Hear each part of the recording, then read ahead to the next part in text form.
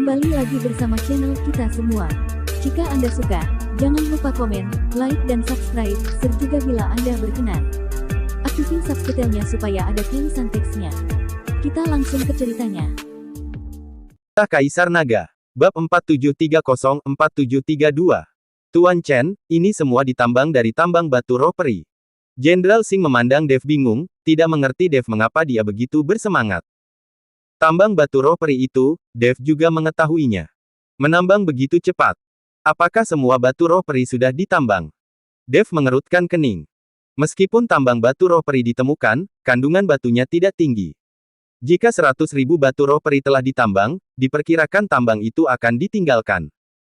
Tidak, permukaan tambang yang ditemukan kali ini tampaknya tidak memiliki kandungan yang tinggi, tetapi setelah ditambang lebih dalam, ditemukan bahwa seluruh gunung penuh dengan batu roh peri.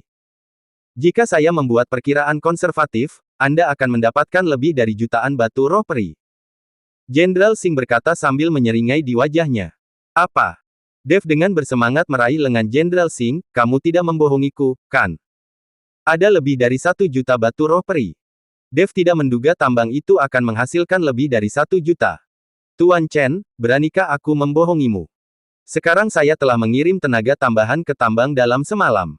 Jika Tuan Chen masih membutuhkan batu roh peri, saya akan mengirimkannya kepada Anda dalam 2 hari. Jenderal Singh berkata dengan ekspresi serius di wajahnya. Dev mengetahui bahwa Jenderal Singh tidak mungkin membohongi dirinya, jadi dia menarik napas dalam-dalam, berusaha keras untuk menenangkan dirinya, lalu berkata, saya secara alami akan menghubungi Anda saat saya membutuhkannya. Lain kali Anda mengirim batu roh peri, ingatlah untuk membawa lebih banyak orang. Begitu banyak batu roh peri bukanlah lelucon. Sekarang banyak biksu yang rela menjadi anjing untuk mendapatkan batu roh peri. Ada juga masalah tambang batu roh peri, jangan membocorkannya, dan rahasiakan dengan ketat. Dev khawatir kabar tentang tambang batu roh peri akan bocor, dan banyak orang pasti akan pergi ke kota binatang saat itu. Meskipun ada formasi sihir di sekitar kota binatang dan tidak ada yang bisa dengan mudah memasukinya, tetapi ada banyak orang-orang kuat di dunia tersembunyi, dan pasti juga akan ada ahli formasi dalam kekuatan tersembunyi di dunia surga dan manusia. Setelah formasi sihir di sekitar kota binatang rusak, kota binatang itu akan dihancurkan. Jangan khawatir, Tuan Chen, tidak ada yang bisa meninggalkan ruang lingkup kota binatang. Jenderal Singh mengangguk dan berkata, oke, kalau begitu kamu bisa kembali. Dev melambaikan tangannya dan membiarkan Jenderal Singh kembali. Dev memegang 100.000 batu roh peri, dan dia pergi ke Kaizen dan 2 lainnya dengan bersenandung lagu kecil. Melihat Dev datang, Kaizen buru-buru bertanya, Saudara Chen, apakah batu roh perinya sudah tiba? Dev mengangguk, dan melemparkan tas penyimpanan ke Kaizen dengan santai, ini adalah 100.000 batu roh peri, kalian bertiga melihatnya dan bisa membaginya. Mulai sekarang, kamu bisa bergaul denganku dengan tenang, dan pastikan kamu makan dan minum dengan hangat. Kaizen membuka tas penyimpanan dengan curiga, dan ketika dia melihat bahwa itu benar-benar 100.000 batu roh peri di dalamnya, dia benar-benar tercengang. Tongkat bunga dan Piotr juga melihat tas penyimpanan dengan mata berbinar. Anda tahu, mereka adalah pengawal pribadi di sisi Kaizen, jadi di mana mereka memenuhi syarat untuk berbagi sumber daya dengan Kaizen. Terlebih lagi, ini masih merupakan batu roh peri. Jika ini di kota matahari dan bulan, mereka tidak memenuhi syarat untuk mendapatkan batu roh peri. Kamu benar-benar mendapatkan 100.000 batu roh peri. Kaizen berkata dengan kaget.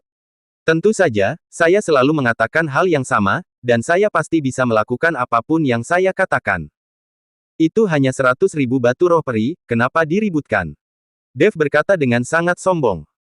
Kaizen terlihat seperti itu, meskipun dia berpura-pura seperti itu, dia terlihat sangat nyaman saat ini. Bagaimanapun, 100.000 batu roh peri ada di depan mata. Orang-orang tidak berpura-pura dipaksa, mereka benar-benar luar biasa. Kalau begitu, 100.000 batu roh peri ini, aku akan menyimpannya. Seperti yang dikatakan Kaizen, dia menyimpan tas penyimpanannya. Apakah kamu tidak memberi mereka berdua? Dev bertanya. Mereka berdua tidak membutuhkannya. Setelah Kaizen selesai berbicara, dia melihat tingkat bunga dan Piotr dan bertanya, apakah kalian berdua masih ingin batu roh peri? Tidak perlu, tidak perlu. Meskipun mereka berdua sangat menginginkannya, mereka tidak berani mendurhakai Kaizen. Bagaimanapun, Kaizen adalah tuan mereka, dan mereka berdua hanyalah pelayan. Jika Anda bergaul dengan saya, Anda harus memperlakukan mereka secara setara. Anda harus memberi mereka dua secara merata, atau saya akan mengalahkan Anda. Dev melihat Kaizen, dia berkata dengan tegas. Ketika tongkat bunga dan Piotr melihat ini, mereka tergerak untuk menangis. Mereka tidak sabar untuk bersujud kepada Dev. Ini adalah contoh pemimpin yang sangat baik.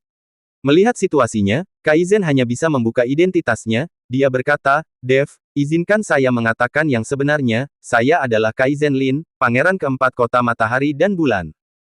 Apakah saudara perempuan saya Kelly sudah memutuskan untuk mati secara pribadi dengan Anda? Ngomong-ngomong, kamu masih harus memanggilku kakak ipar keempat. Apa? Apakah Anda dari kota matahari dan bulan? Dev pura-pura terkejut, lalu menggelengkan kepalanya dan berkata, tidak mungkin, kamu pasti bukan dari kota matahari dan bulan. Jangan bohong padaku. Bukti apa yang Anda miliki? Ini token saya, coba lihat. Kaizen memberikan tokennya ke Dev. Dev baru saja melihatnya, dan kemudian berkata dengan tak percaya, kamu benar-benar pangeran keempat kota matahari dan bulan, kakak ipar keempatku.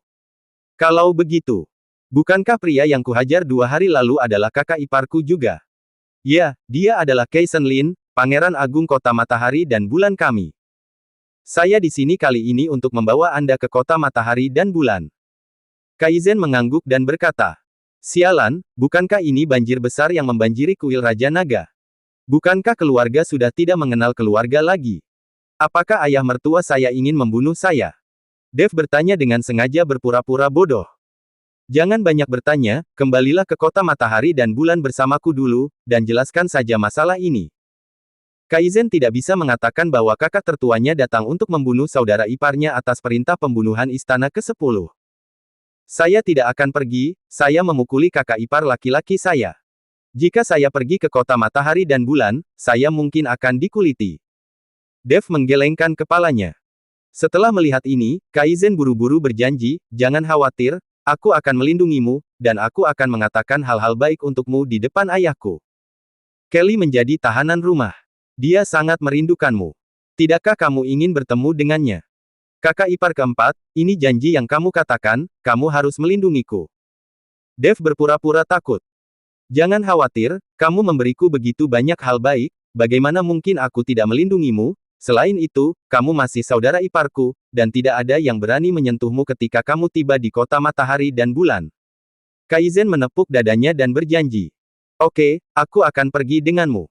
Dev melihat Kaizen menepuk dadanya dan berjanji, dia mengangguk dan setuju. Kalau begitu ayo pergi tanpa basa-basi lagi. Melihat Kaizen setuju, dia berencana untuk kembali. Tapi saat dia hendak pergi, Piotr menangkapnya. Rekan Taoist Chen, saya pikir. Piotr, apa yang akan kamu lakukan? Apakah kamu akan mengkhianati pangeran keempat dan benar-benar mengikutinya? Tongkat bunga bertanya pada Piotr dengan keras. Kaizen juga mengerutkan kening, menatap Piotr dengan ekspresi suram di wajahnya. Meskipun Dev dianggap sebagai ipar mereka di kota matahari dan bulan, Piotr, sebagai pelayan pribadinya, tidak boleh mengikuti orang lain kecuali atas perintahnya. Jika Piotr mengubah tuannya, Kaizen tidak akan punya tempat untuk meletakkan wajahnya. Tongkat bunga tua, kamu salah paham, bagaimana aku bisa mengkhianati pangeran keempat? Setelah Piotr selesai berbicara, dia memandang Dev dengan serius dan berkata, rekan Taoist Chen, ayahku juga merupakan puncak 9 alam Mahayana, dan dia lebih kuat dariku. Apakah Anda pikir Anda bisa membiarkan dia mengikuti Anda? Dev terdiam. Tongkat bunga juga terdiam. Kaizen juga terdiam. Rekan Taoist Chen, aku tidak bermaksud apa-apa lagi. Aku hanya membiarkan ayahku mengikutimu. Tidak masalah untuk melewati api dan air. Anda hanya perlu memberinya batu roh peri sedikit. Pada saat itu, batu roh peri di tangan ayahku akan diwarisi olehku, bagaimanapun, itu akan menjadi milikku. Piotr tersenyum sedikit malu. Dev memahami maksud dari Piotr, dia tersenyum tipis dan berkata, jika ayahmu adalah puncak 9 alam Mahayana, maka kamu bisa membiarkannya datang, dan biarkan dia menggunakan 10.000 batu roh peri terlebih dahulu. Oke, aku akan memberitahu ayahku. Piotr mengangguk bersemangat, dan segera menggunakan slip giok transmisi suara untuk mengirim pesan kepada ayahnya. Ketika tongkat bunga melihat ini, matanya berpaling, dan dia buru-buru melangkah maju dan berkata kepada Dev, rekan Taoist Chen, saya memiliki pasangan kultivasi ganda. Meskipun dia agak tua dan sedikit lebih lemah dariku, tapi... Melihat Piotr meminta ayahnya untuk mendapatkan batu roh peri, tongkat bunga juga memikirkan istrinya. Ya, biarkan dia datang. Dev setuju sebelum tongkat bunga selesai berbicara. Bagus, hebat.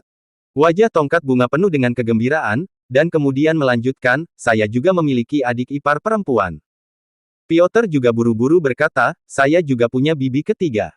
Yah, selama mereka adalah biksu tingkat 9 alam Mahayana, mereka bisa datang. Dev buru-buru memberi isyarat dan berkata kepada Piotr dan tongkat bunga. Ayah, istri, ipar dan semua kerabat, tapi Dev tidak punya waktu untuk mendengarkan mereka satu per satu. Selama mereka adalah biksu tingkat 9 alam Mahayana, itu akan sangat membantu Dev. Dan orang-orang ini paling membutuhkan batu roh peri. Piotr dan tongkat bunga bergegas menghubungi ayah, istri, ipar dan semua kerabat mereka dengan gembira. Wajah marah Kaizen membiru saat ini, tapi tidak ada yang bisa dia lakukan. Bagaimanapun, Piotr dan tongkat bunga tidak mengkhianatinya, mereka hanya membiarkan keluarga mereka mengikuti Dev. Kakak ipar keempat, sepertinya hidup di kota matahari dan bulan juga tidak mudah. Dev memandang Kaizen seperti itu dan tersenyum tipis. Kaizen merasa malu, memang, kota matahari dan bulan kami sedikit kekurangan sumber daya baru-baru ini. Jika bukan karena kekurangan sumber daya, tidak mungkin Kaizen mengambil perintah pembunuhan dari istana ke-10 untuk membunuh Dev. Mustahil baginya, Kaizen, untuk dengan sengaja menyembunyikan identitasnya dan menipu Dev untuk mendapatkan sedikit sumber daya. Bagaimana mengatakan bahwa mereka semua adalah pangeran dan orang-orang dengan identitas, sayang sekali melakukan hal semacam ini. Tapi kota matahari dan bulan kekurangan sumber daya, jadi ia hanya dapat menemukan cara untuk mengumpulkan sumber daya di mana-mana. Istana ke-10. Edgar sedang berbaring di kamarnya, bermain dengan sebuah benda di tangannya. Setelah melihat lebih dekat, dia bisa melihat dengan jelas. Objek yang dimainkan Edgar ternyata adalah kepala seorang anak. Karena lama bermain, kepala anak memancarkan kilau yang mempesona. Pada saat ini, lelaki tua kurus itu mendorong pintu masuk, dan satu-satunya orang yang bisa memasuki kamar Edgar tanpa mengetuk pintu adalah lelaki tua itu. Bahkan penguasa istana ke-10 perlu mengetuk pintu. Bagaimana kabarnya? Edgar mengangkat kelopak matanya dan bertanya. Batu roh peri diberikan kepada Kaizen, dan dia juga melakukan sesuatu pada Dev, tetapi Kaizen dipukuli dan hampir mati. Kata orang tua itu. Mengapa dia hampir mati? Kenapa Dev tidak membunuhnya? Apa yang terjadi? Edgar menjadi tertarik, duduk tegak dan bertanya. Tepat ketika Dev hendak menghabisinya, Kaizen Lin, pangeran keempat kota matahari dan bulan, tiba dan menyelamatkan Kaizen. Orang tua itu menjelaskan. Kaizen ini, sungguh hal yang buruk. Edgar meludah dengan keras, jika Dev membunuh Kaizen, itu akan menjadi hidup.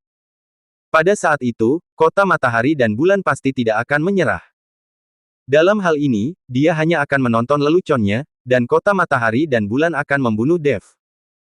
Setelah Kaizen diselamatkan, beberapa orang kuat tingkat 9 alam Mahayana dibeli oleh Dev dengan batu roh peri. Saya kira Dev juga memperluas kekuatannya dan ingin bertarung dengan istana kita. Orang tua itu berbisik. Cih, hanya karena dia adalah seorang biksu kecil peringkat kedua alam Mahayana, apakah dia berani bertarung dengan istana kita? Edgar mendengus dingin, bahkan jika dia mengumpulkan semua biksu di dunia surga dan manusia, dia tidak memiliki kekuatan untuk melawan istana kita. Jika dia hanya berurusan dengan istana ke-10, mungkin orang-orang ini masih berguna. Jika dia ingin berurusan dengan seluruh istana, biarkan saja dia bermimpi. Di antara 10 istana dari seluruh istana, istana ke-10 adalah istana dengan kekuatan terburuk. Bahkan yang terburuk pun bisa memiliki peringkat di dunia surga dan manusia. Bisa dibayangkan betapa mengerikannya kekuatan istana-istana di atas istana ke-10 itu. Seorang biksu belaka di dunia surga dan manusia ingin melawan seluruh istana, itu mimpi yang gila. Bersambung.